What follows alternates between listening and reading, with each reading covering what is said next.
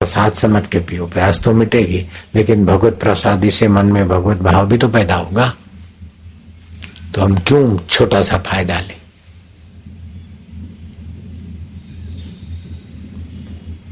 बोले उपवास करो तो फैट कंट्रोल होगी, ये तो लाचारी हो गई।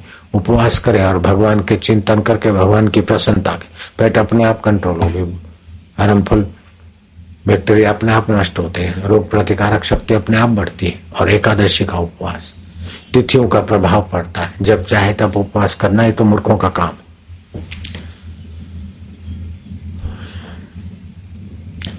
तीज से लेकर दसम तक हमारी जठरा ठीक होती, प्रभावशाली होती, फिर जठरा पर मंदत्या होता है, वातावरण में द्रव्यत्व अधिक आता है।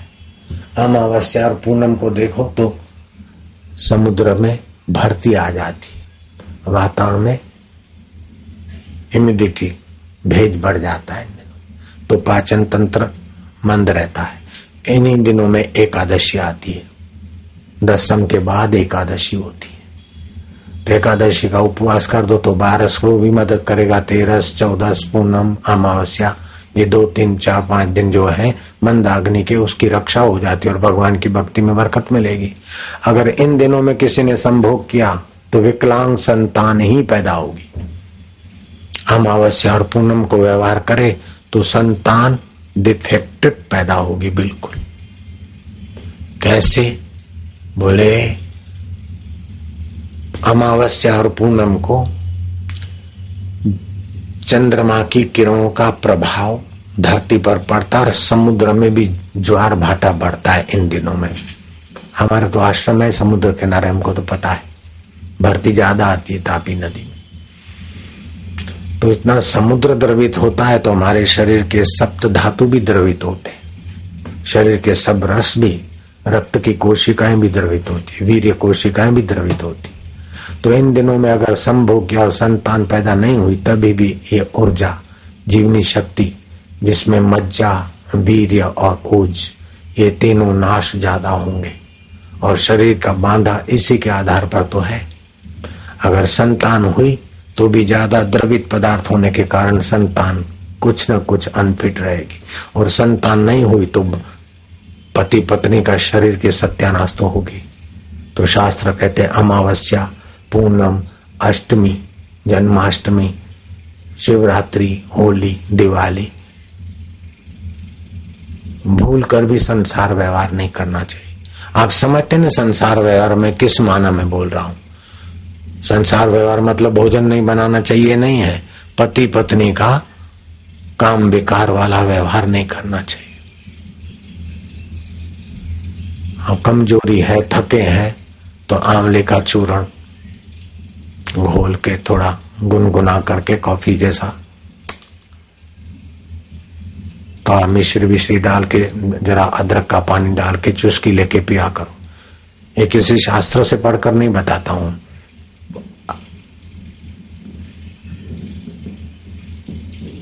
इसका प्रयोग किया गया, थोड़ा सा किसी किताब में था फिर हमने किया, तो बहुत फायदा होता है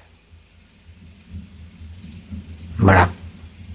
और किसान ने भी बताया कि 2 दिन पहले कि वो आंवले के चूर्ण को जरा 1 चमची भाग लेता हूं तो वैसे तो शरीर टूटता था, थका थका रहता था दिन भर काम करके, लेकिन अभी बड़ा ताजा तवाना रहता हूं। तो आंवले में तो 6 रसों में 5 रस है, मिश्री भी पोषक है, अदरक करेंगे तो भूख खुलेगी।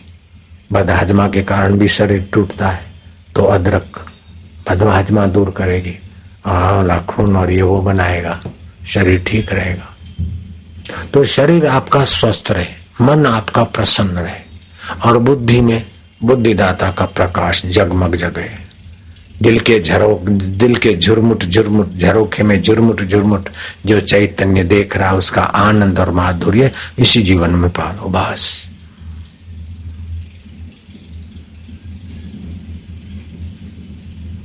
तो बच्चों में या अपने में जो क्रोध और द्वेष है, उससे जहरी रस पैदा होते। तो क्या करो, यहाँ तिलक करने की जगह पर रगड़ मारो, भगवान का नाम स्मरण करो, फिर दोनों हाथ मिलाकर मत्था टेक के पड़ जाओ 2-4 मिनट रोज। दिखा दे मत्था टेक आसन।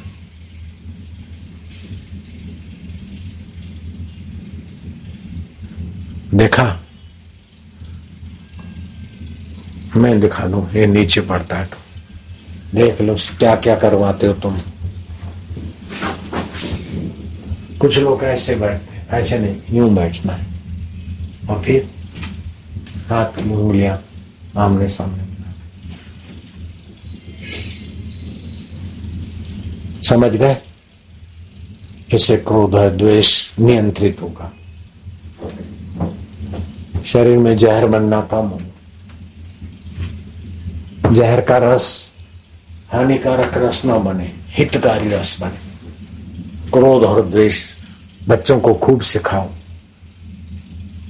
क्योंकि बच्चों क्रोध और द्वेष तो समन होगा और निर्णायक शक्ति विकसित होगी। हिंदू धर्म ने कैसा खोजा है, भगवान को प्रणाम करने से भी आपको ये फायदा हो जाए।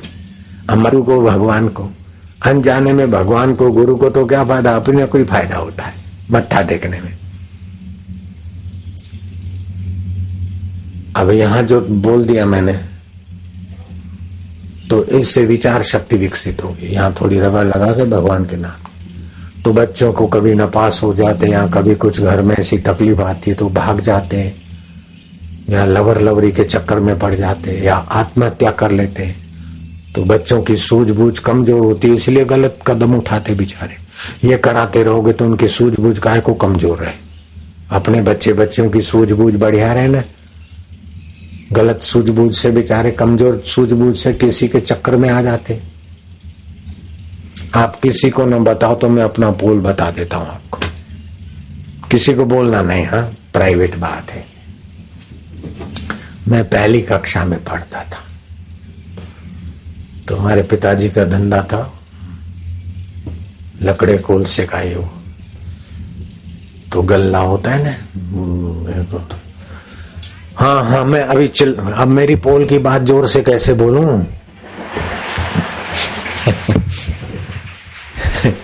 वो तो धीरे धीरे बताया जाता है ना अपनी पोल की बात। तो मैं स्कूल में गया, 2-4-6 महीने गए होंगे, तो जो मित्र मिला था उसने बोला खर्ची कितनी मिलती है? मैं क्या, मैं तो जितना कुछ भी पिताजी दे देते, जो भी चाहिए मिलता है। अरे बोले पैसे इकट्ठे करा करो, तुम्हारी दुकान है ना, थोड़े थोड़े पैसे अलग से उठा लिया करो। अब बच्चा अकल का कच्चा, अभी तो बापूजी कहते हो, लेकिन मैंने चोरी की थी। किसी को बोलना नहीं, वो इज्जत का सवाल है। तो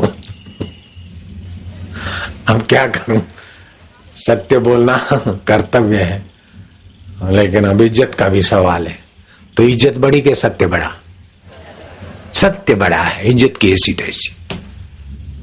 और जो सत्य बड़ा मानकर सत्य के शरण जाता है, सत्य उसकी भी रक्षा करता है।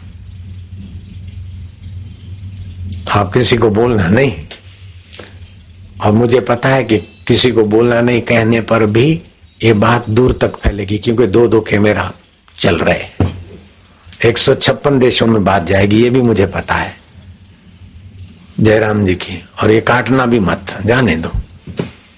तो उस समय आना 2 आना 54 58 रुपया चलता था, तो 2 आनी करके मैंने गले में से निकाल के